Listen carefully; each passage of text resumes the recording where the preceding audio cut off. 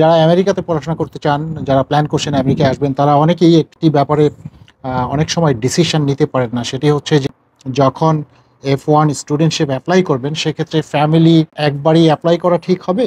না এখানে আসার পর আফটার 1 সেমেস্টার বা 2 সেমেস্টার তারপর এপ্লাই করবেন? সেটি অনেকেই প্রশ্ন করেন।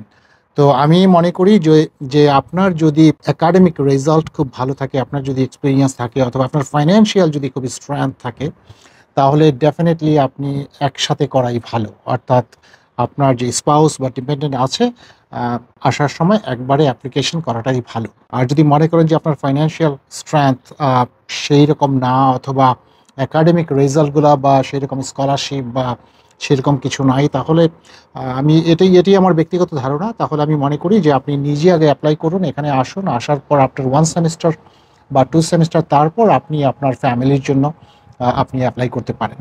সো একাডেমিক রেজাল্ট, এক্সপেরিয়েন্স এগুলো সব মিলে যদি আপনি মনে হয় আপনার প্রোফাইলটা খুবই একটা ভালো প্রোফাইল এবং ফাইন্যান্সিয়াল ভেরি স্ট্রং আপনার সাপোর্ট আছে, তাহলে ডেফিনিটলি আপনি একসাথে করাটাই বেটার। আর আরেকটি জিনিস হচ্ছে, যারা স্পেশালি মাস্টার্সে এখানে পড়তে আসবেন, তাদের জন্য ফ্যামিলি নিয়ে এপ্লাই করাই ভালো।